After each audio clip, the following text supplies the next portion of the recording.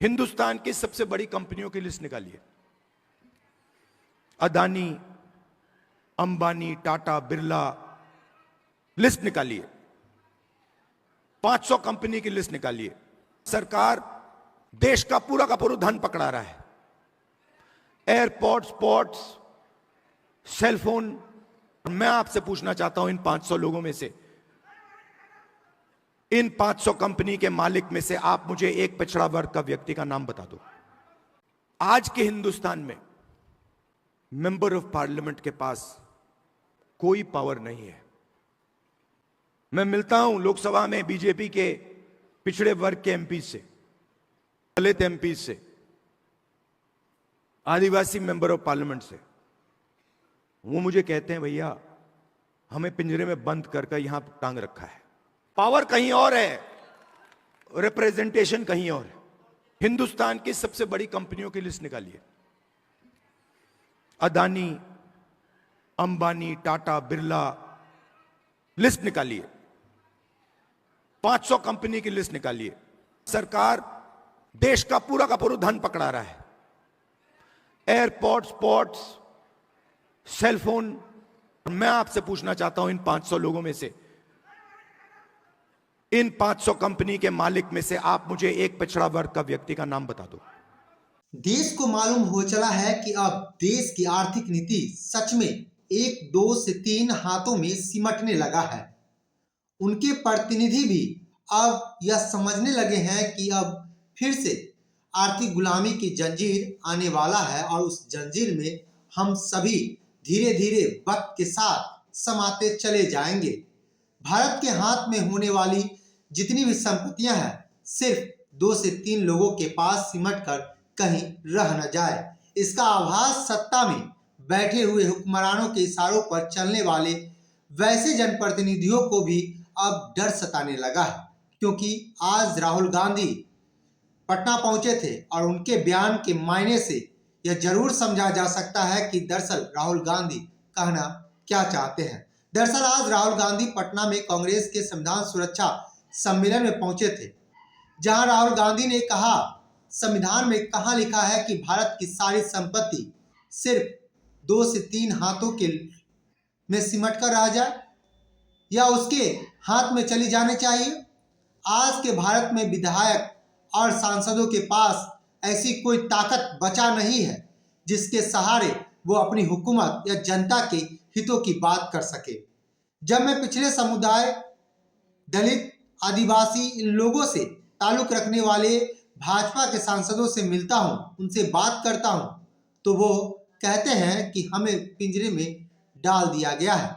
मतलब असली सत्ता अंबानी, अडानी या उन चंद व्यापारियों के हाथों में चली गई है, जिसे सिर्फ और सिर्फ सत्ता ही चला सकता है। सुनिए राहुल गांधी ने पहले क्या कुछ कहा है, उसके बाद उन आंकड़ों को टटोलने की कोशिश करेंगे जिसके जरिए राहुल गांधी क्या कुछ कहना चाहते हैं। मंत्री ने इसको यहां रखा, मत्था टेका, अंदर चले गए और फिर अपना काम फिर से शुरू कर दिया। मैं आपको 2-3 आंकड़े देना चाहता हूं।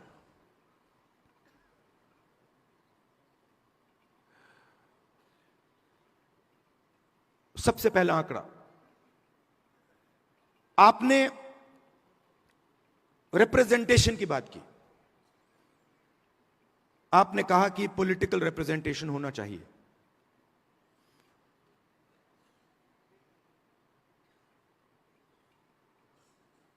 आज के हिंदुस्तान में एमएलए के पास, मेंबर ऑफ पार्लियामेंट के पास कोई पावर नहीं है। मैं मिलता हूं लोकसभा में बीजेपी के पिछड़े वर्ग के एमपी से, दलित एमपी से, आदिवासी मेंबर ऑफ पार्लियामेंट से।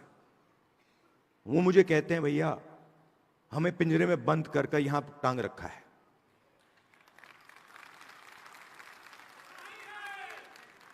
पावर कहीं और है, रिप्रेजेंटेशन कहीं और है। इसका यह मतलब नहीं है कि रिप्रेजेंटेशन नहीं मिलनी चाहिए, मिलनी चाहिए, जरूर मिलनी चाहिए और मिलनी चाहिए। मगर मेरा कहना है सिर्फ रिप्रेजेंटेशन से काम नहीं होने वाला है। हिंदुस्तान की सबसे बड़ी कंपनियों की लिस्ट निकालिए, अदानी, अंबानी, टाटा, बिरला, लिस्ट निकालिए। 500 कंपनी की लिस्ट निकालिए। इनको हिंदुस्तान की सरकार देश का पूरा धन पकड़ा रहा है।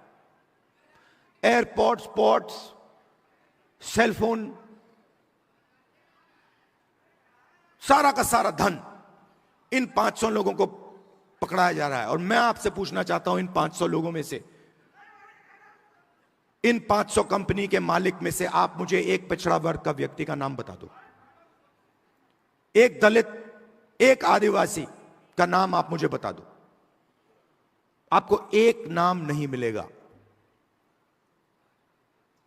इन कंपनियों की मैनेजमेंट टीम की लिस्ट निकालो, उसमें दिखा दो मुझे एक दलित नाम दिखा दो, एक आदिवासी नाम दिखा दो, एक पिछड़े वर्ग का नाम दिखा दो, एक माइनॉरिटी का नाम दिखा दो। जहां देश की आर्थिक आधार कृषि को कहा जाता है और जाते जाते इसका खुद का जीडीपी में योगदान का स्थान खिसकता चला गया। कभी देश की अर्थव्यवस्था का रीढ़ माने जाने वाला कृषि नंबर 1 में आता था, जिसका योगदान सबसे अधिक हुआ करता था। लेकिन आज भारतीय जीडीपी का तकरीबन 17% हिस्सा ही कृषि प्रदान कर पाती है। लेकिन भारत की कुल जनसंख्या अभी भी 53% हिस्सा उसी कार्यों में लगा हुआ है और उसी के सहारे देश की आबादी उस पर काम करती है। लेकिन देश की जीडीपी में सबसे बड़ा योगदान कभी हुआ करता था तो वो कृषि था, लेकिन उसका स्थान अब सेवा क्षेत्र की, जिसे तृतीय क्षेत्र भी कहा जाता है, उसने ले लिया है, जिसका योगदान करीब 53% है, जो पहले कृषि का हुआ करता था।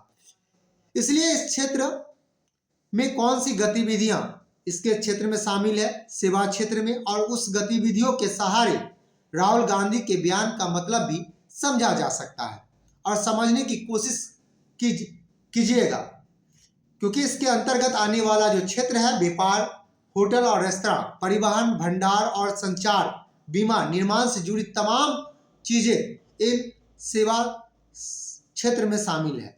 हालांकि इन क्षेत्रों को तलाशिएगा तो आपको 2 नाम ही नजर आएंगे और या अन्य कुछ नाम नजर आएंगे जो 500 की लिस्टों में शामिल है। पहला गौतम अडानी और दूसरा मुकेश अंबानी।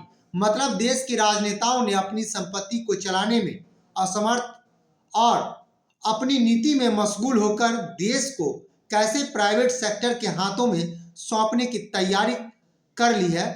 लेकिन वो आने वाला वक्त डरावना होने वाला है, ठीक वैसे ही जैसे अंग्रेजी हुकूमत ने अपना पांव पसारा था और धीरे धीरे भारतीय हुकूमत को अपनी हुकूमत और अपने नियमों पर देश की जनता को सौंपने की तैयारी में शुरू कर दिया। और ठीक उसी प्रकार देश की जनता को शोषण करना अंग्रेजों ने शुरू किया था, जैसे धीरे धीरे अपनी हुक्मरान खत्म होता चला गया।